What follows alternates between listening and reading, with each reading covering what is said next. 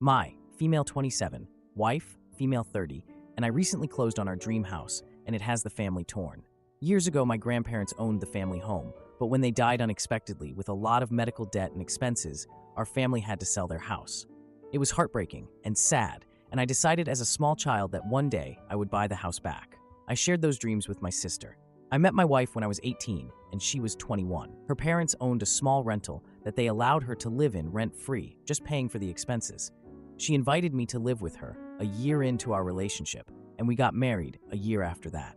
I told her about my dreams of owning my grandparents' house, and she fully supported me. We began putting large amounts of money back for a down payment in the hopes that the house wouldn't go on the market before we could afford it. Because we didn't pay rent and both had good jobs for our ages and the economy we lived in, we were able to put back a very, very large sum of money.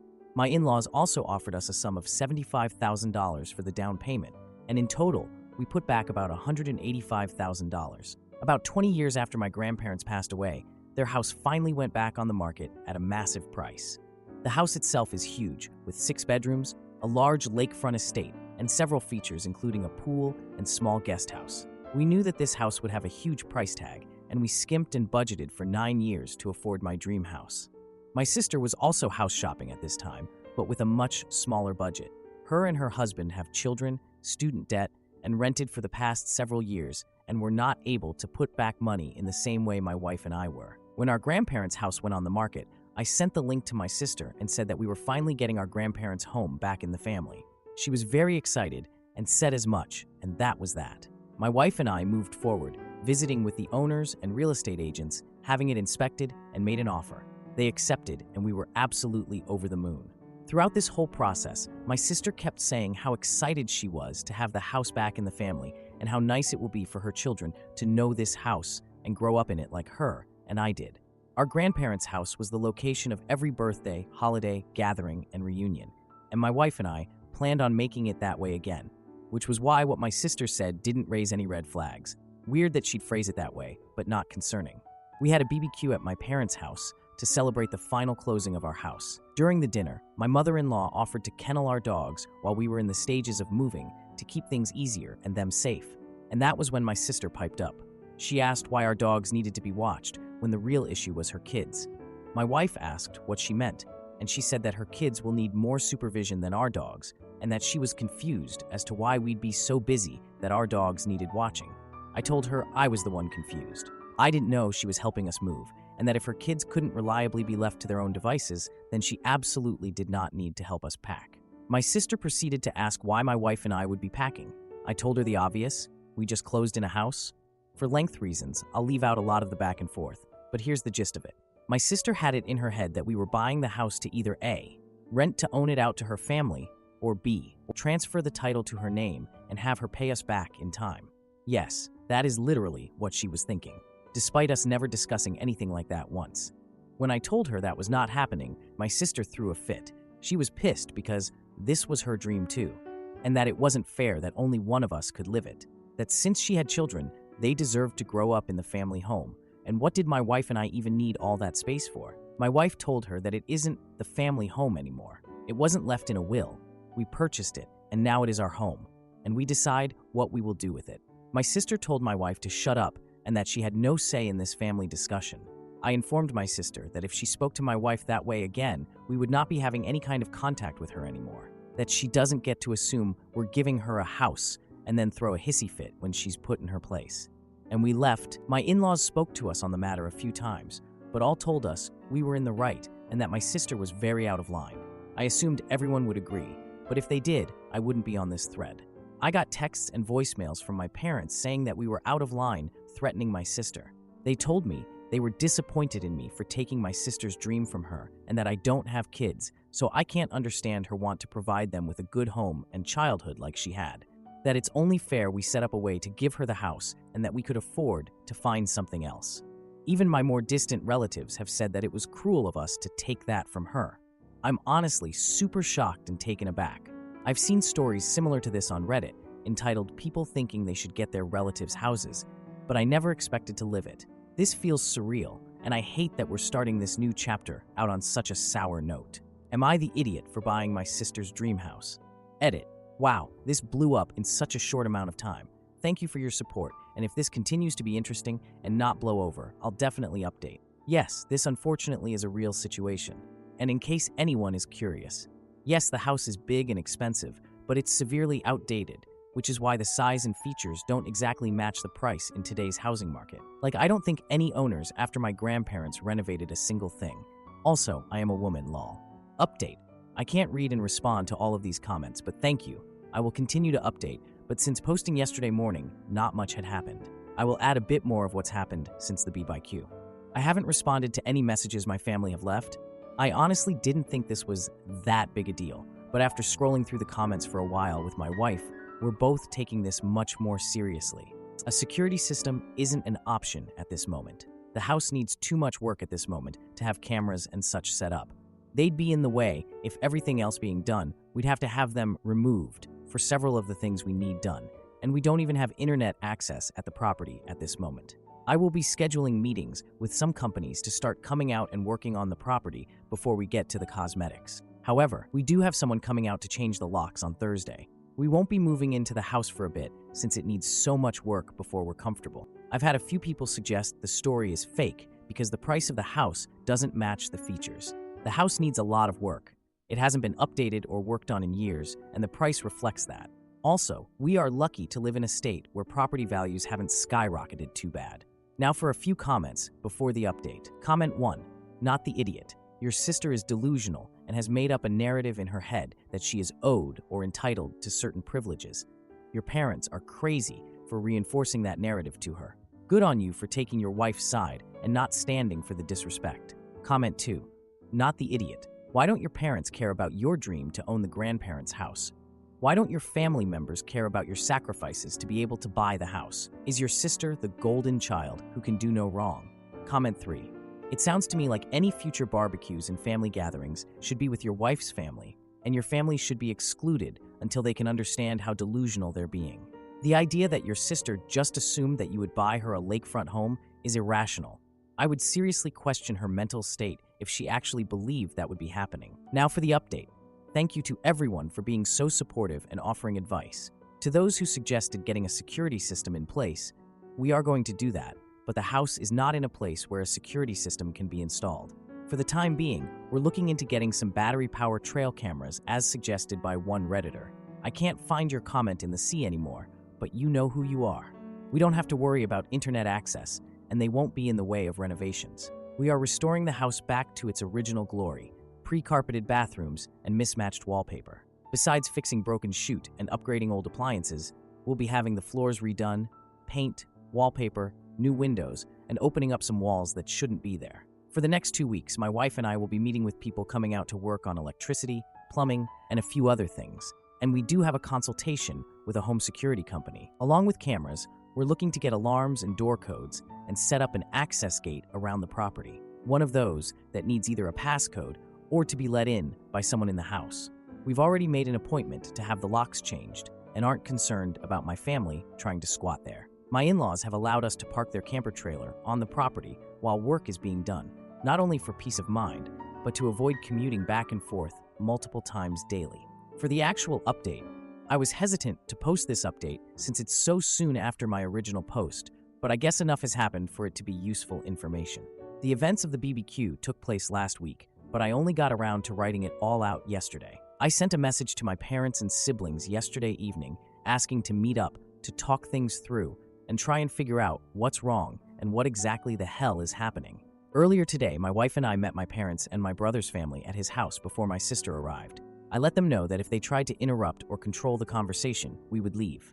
I told them that I never once even suggested my sister would be allowed to rent out the house or buy it from us, that I didn't know where she got the idea from, and showed them the text strings where I first sent her the listing and every conversation where I updated her on the progress. My mom asked to see the rest of the conversations about the house, and I told her there were none.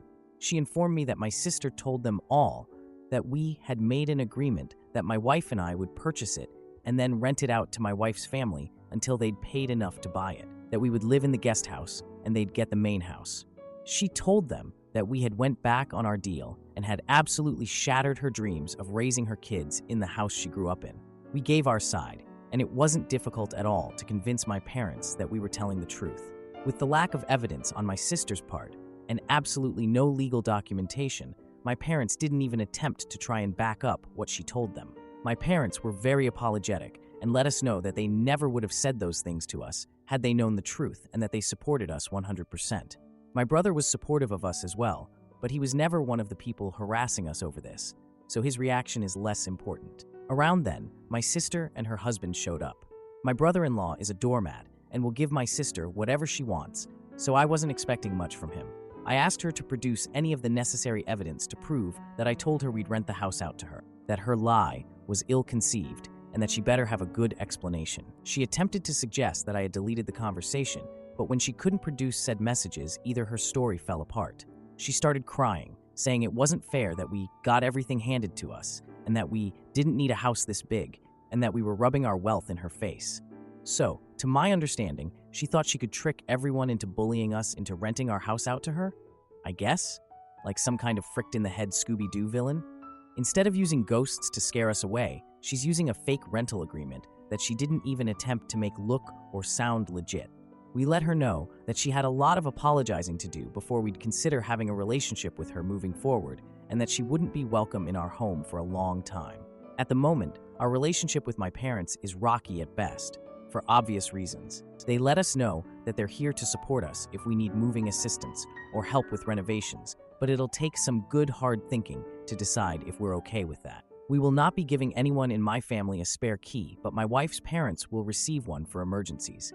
The house won't be in a state to host guests for a bit, so we are choosing to cross the "can my family be trusted" at our home bridge when we come to it, to answer some common questions I've noticed in the comments.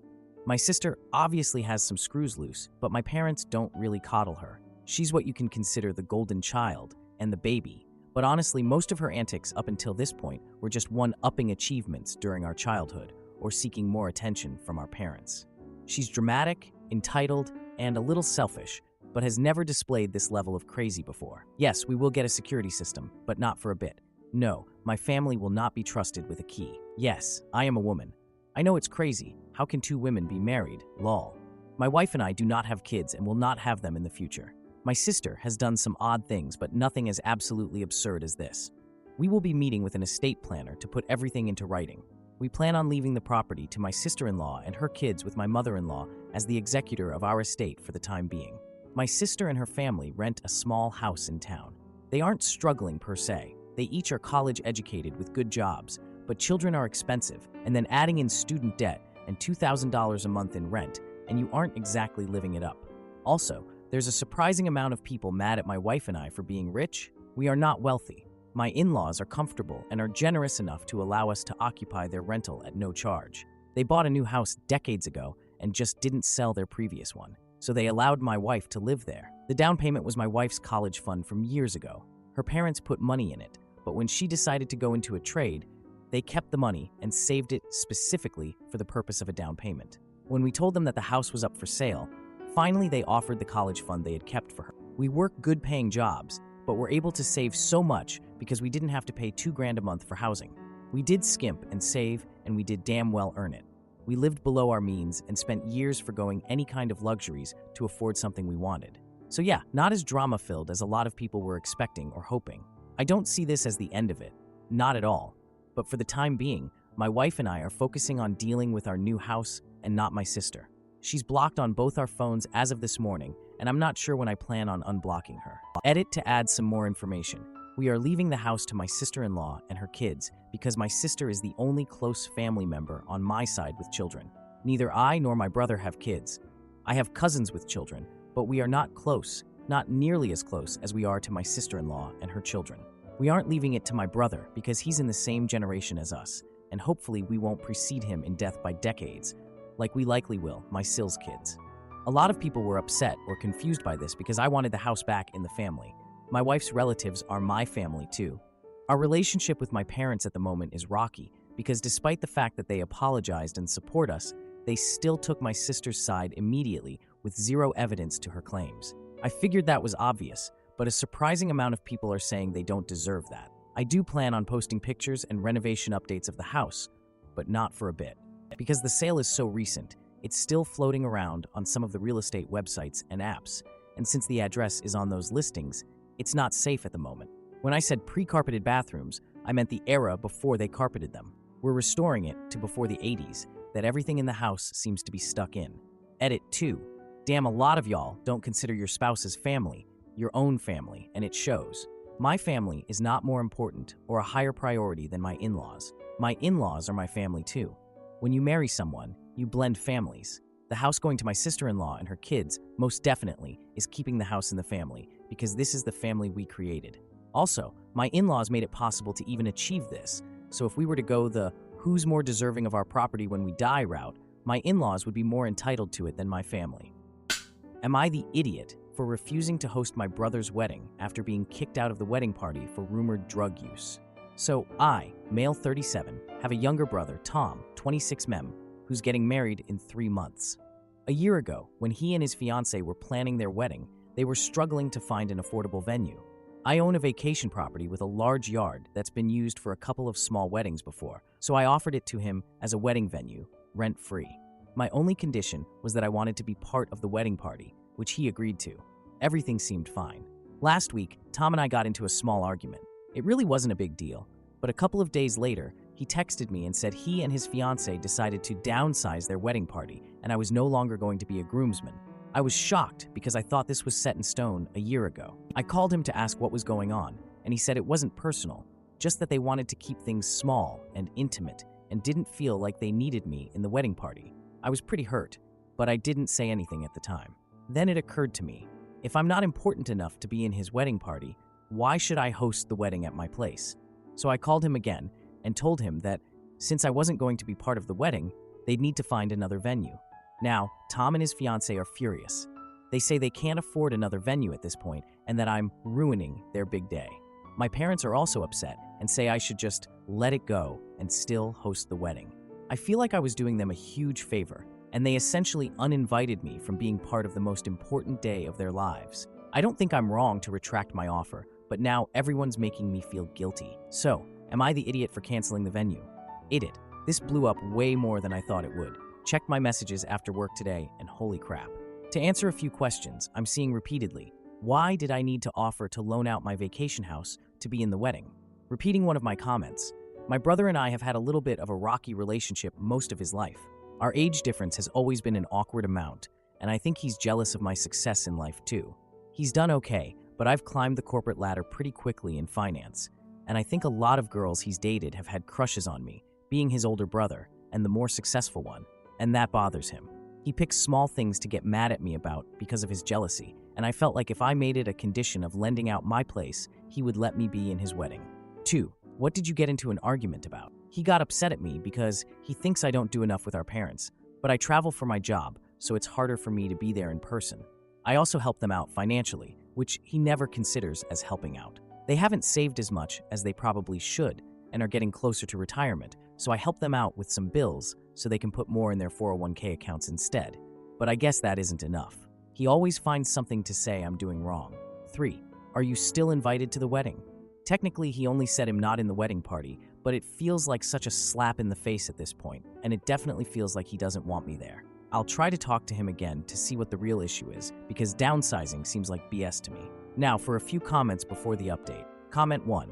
I am curious. Why didn't your brother ask you to be in the wedding to begin with? You say you made it a condition for him to use your property, and he agreed. Why would it be a condition? If he didn't ask you even before the property was offered, why? Do you two not really get along or not that close? What was this argument about? Now you say it wasn't a big deal, but maybe you don't think so, but he does. What happened? For him to make up that excuse, which you know that is the deal, tells me he didn't want you in the wedding party to begin with. In that regard, I don't blame you. I think you need to elaborate regarding your relationship with your brother. Comment 2. Petty. Just like you should be. It was an agreement between the two of you. Venue rent-free, but you are part of the wedding party. Your brother decided to punish you the wrong way. As long as he took back his part of your contract, you are no longer forced to honor your part.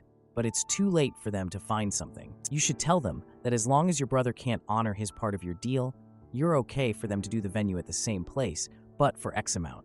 Payable right now, because, well, the confidence is broken. Maybe it'll force your brother to tell you the real reason why he doesn't want you anymore in his wedding. Now for the update. I was having a hard time believing my brother when he told me they were downsizing the wedding party just to make it more intimate. But that's all he kept saying when I would ask for the real reason. In all honesty, my brother and I aren't that close, which I'm sure is obvious from my last post. After my emotions settled down a bit, I told my brother I wanted to talk to him. He wasn't responding to me, so I said I wanted to talk to him about potentially letting them still use my vacation house.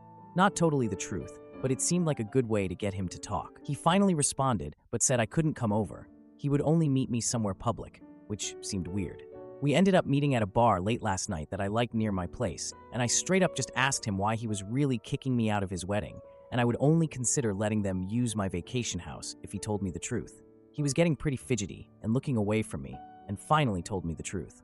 Apparently his fiancée heard that I may do a bit of coke here and there for fun, and she told him that she didn't want a crackhead in her wedding. He said he actually kind of agreed with her and was disappointed in what I was doing.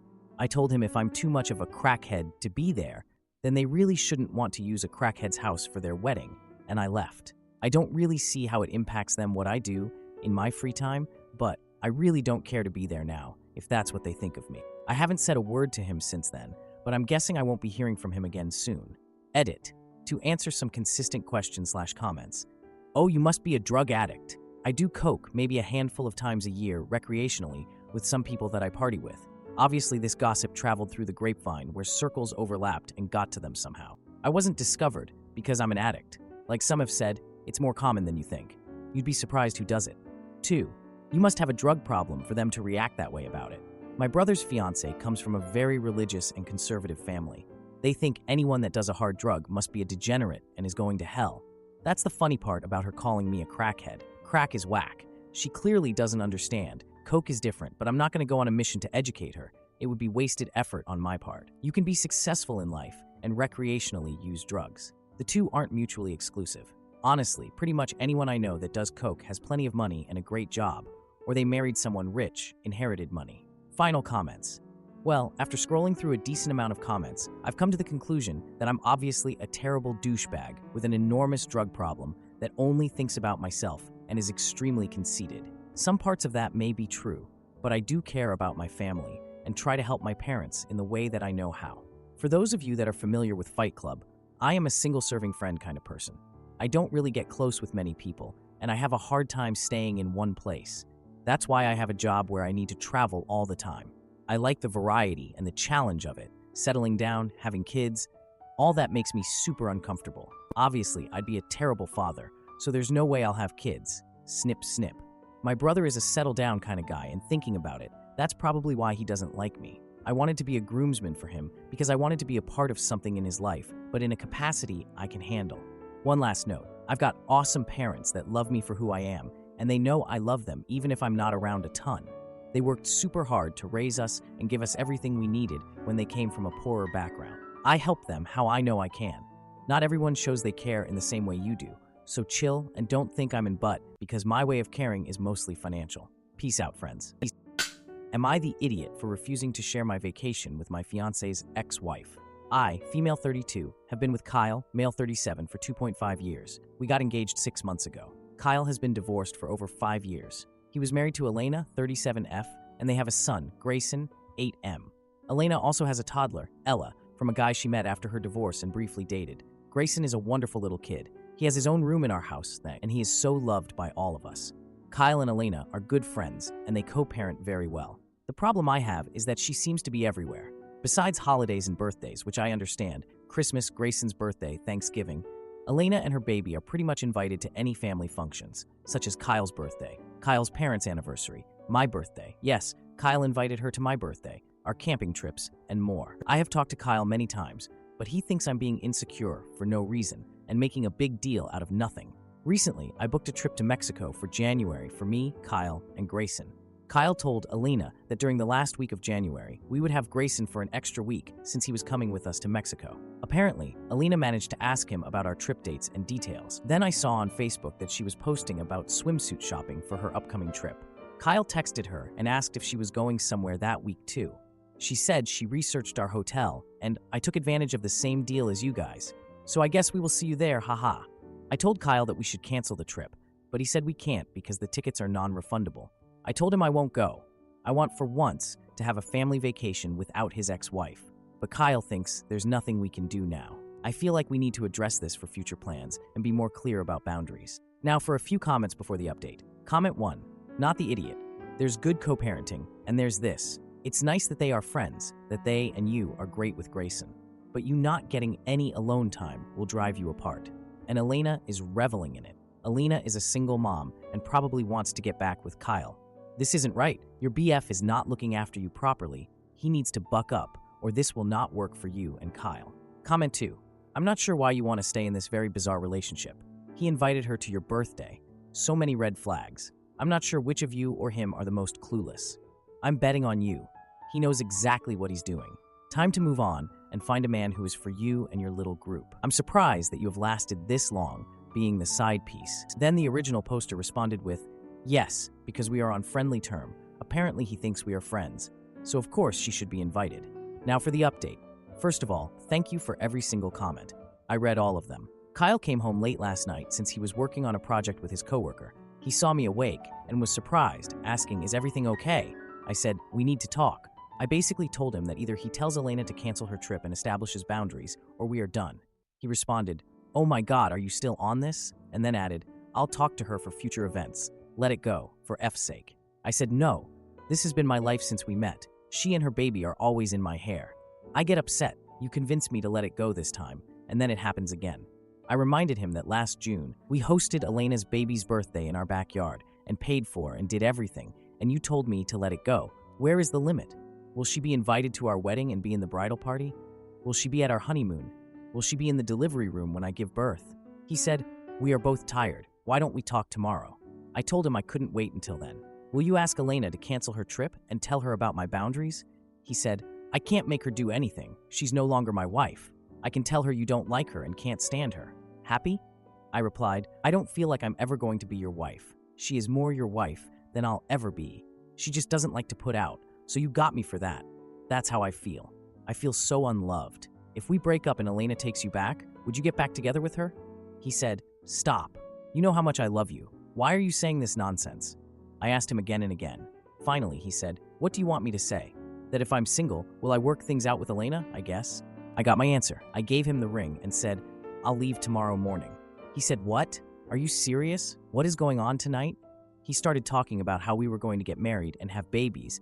He knows I left my previous boyfriend because he didn't want to get married, and he begged me not to leave before the holidays. He suggested that we stay and start counseling in January. I told him, I really don't have the energy or time for this.